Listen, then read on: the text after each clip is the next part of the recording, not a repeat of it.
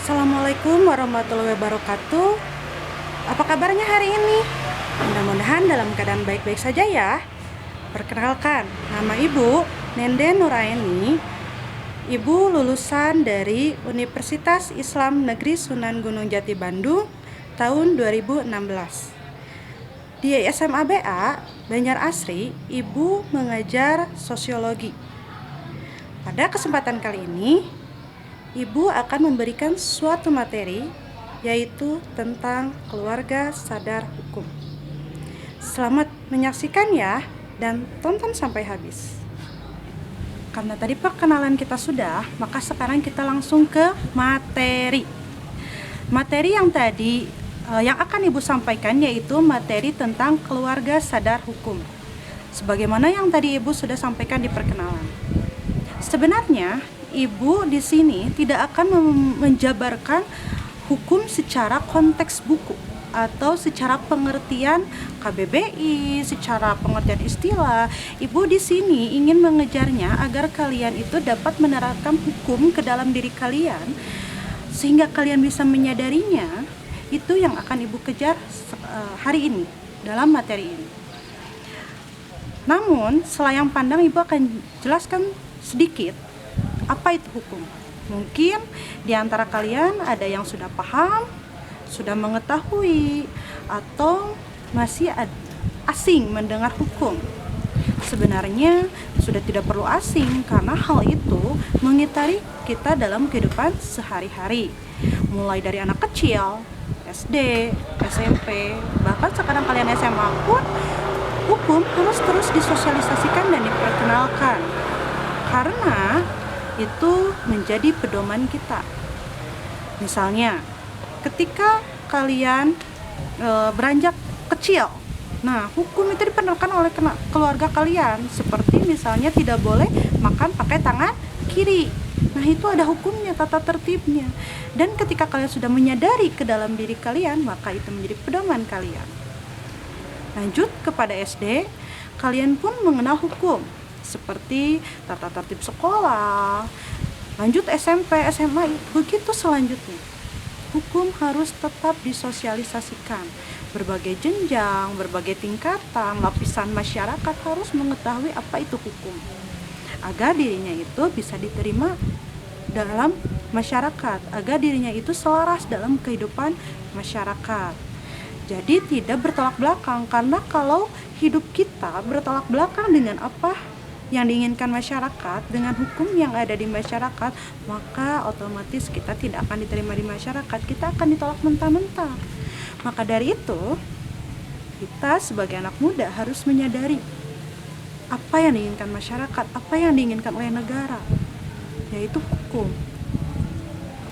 Nah, sekarang Ibu akan menerangkan hukum yang seharusnya kalian pahami dalam diri kalian, harus kalian sadari dalam diri kalian. Seperti tata tertib, peraturan, itu sudah termasuk hukum, karena hukum itu ada dua, ada tertulis dan tidak tertulis. Mungkin kalau berbentuknya seperti ingatan dari keluarga itu tidak tertulis, tapi kalau bentuknya undang-undang itu sudah tertulis. Nah itu sebenarnya harus kita terapkan pada diri kita, maka itu sudah sadar hukum. Sadar hukum, Ibu bagi ke dalam dua bagian untuk kalian pahami. Yang pertama, sadar hukum di lingkungan keluarga. Sadar hukum di lingkungan keluarga, yang pertama kalian harus menjaga nama baik keluarga. Itu hukum loh. Nah, kalian tidak boleh mencemari nama keluarga. Kalian harus menjaga nama baik keluarga, seperti berlaku baik-baik, kemudian berlaku yang terpuji, itu menjaga nama baik keluarga. Kemudian yang kedua, mentaati peraturan yang ada dalam keluarga kalian. Karena satu keluarga dengan keluarga lain itu pasti beda peraturannya. Seperti tidak boleh pulang malam, tidak boleh merokok di rumah, itu sudah peraturan. Nah, itu harus diterapkan pada diri kalian agar kalian sadar hukum. Kemudian yang ketiga, menggunakan fasilitas keluarga dengan baik. Kalau kalian dikasih fasilitas seperti motor, mobil, handphone, Kalau ke orang tua kalian menyuruhnya untuk pendidikan, menyuruhnya untuk motor digunakan sekolah baik-baik, maka digunakanlah dengan baik-baik. Jadi jangan menggunakannya sembarangan. Nah, kemudian yang keempat, mendengarkan nasihat orang tua. Jadi kalian harus mendengarkan nasihat orang tua. Jadi kalian tidak boleh membangkang kepada orang tua. Kalau kalian membangkang kepada orang tua, kalian belum sadar hukum dari lingkungan keluarga. Nah, ketika orang tua kalian menasihati kalian yang baik-baik, maka ikutilah. Ketika kalian salah kemudian dinasihati, maka dengarkanlah. Jadi kalian jangan istilahnya jangan membentak orang tua, jangan menyalahi nasihat orang tua, karena orang tua itu mengajarkan yang baik-baik. Selanjutnya, yang kelima, menghormati semua anggota keluarga, baik itu ayah, ibu, kakak, itu juga harus dihormati. Karena kalau kalian sudah sadar hukum akan itu, maka tidak akan ada lagi perdebatan dalam keluarga kalian. Kemudian sadar hukum yang kedua, yaitu sadar hukum di lingkungan sekolah. Sadar hukum di lingkungan sekolah dapat dilakukan oleh siswa-siswi yang ada di sekolah. Jadi kalian sebagai siswa, nanti kalian ketika masuk kegiatan belajar mengajar di SMA BA, kalian harus mendisiplinkan diri karena sudah tahu teorinya dari ibu. Ya, teori sadar hukum ini. Nah, percuma kan kata ibu juga tadi teori tapi aplikasi dalam dirinya tidak ada. Nah, ibu nanti tuntut kalian ketika sudah masuk sekolah, maka kalian harus sadar hukum di lingkungan sekolah. Yang dapat kalian lakukan, perilaku yang dapat kalian lakukan ketika sadar hukum di lingkungan sekolah itu sebagai berikut. Yang pertama, kalian harus selalu mentaati peraturan di sekolah. Jadi peraturan tata tertib di sekolah itu sangat banyak. Dimulai dari kalian diatur masuk sekolah pukul berapa, pulang pukul berapa, kemudian pakaian yang harus dipakai Senin, Selasa, Rabu, Kamis itu berbeda. Nah, kalian harus bisa mentaati itu, karena kalau kalian melanggar, kalau kalian tidak bisa mentaatinya, kalian akan mendapatkan punishment dari kesiswaan. Sebagaimana hal kalau kalian tidak bisa mentaati peraturan di lingkungan masyarakat, kalian akan mendapat punishment dari masyarakat atau kepolisian. Sama begitu juga di sekolah. Yang kedua, kalian harus disiplin belajar. Siapa coba yang di SMP-nya masih belajarnya misalnya ketika guru menerangkan, belajarnya ngobrol.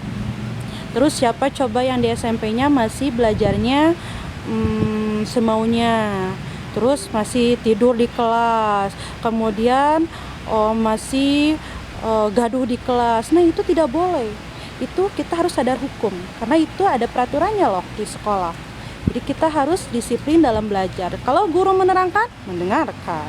Kalau guru bertanya, jawab gitu ya. Kalau guru suruh kalian menyimak, simaklah dengan baik dan benar. Awas, nanti ibu tuntut kalian nih. Kalian harus bisa sadar hukum. Yang ketiga, kalian harus mengikuti upacara bendera setiap 1 minggu 1 kali. Jangan berbagai alasan keluar dari mulut kalian.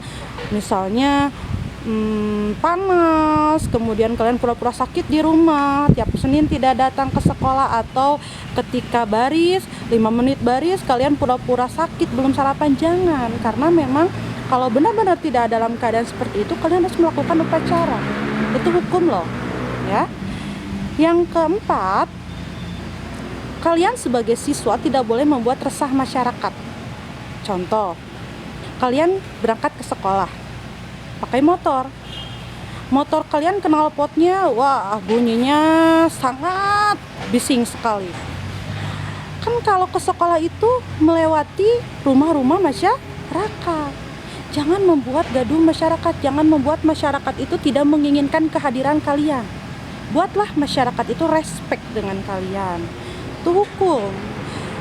Kata ibu juga, kalau kalian sudah tahu itu hukum, kalian harus bisa menerapkan dan mengaplikasikannya dalam diri.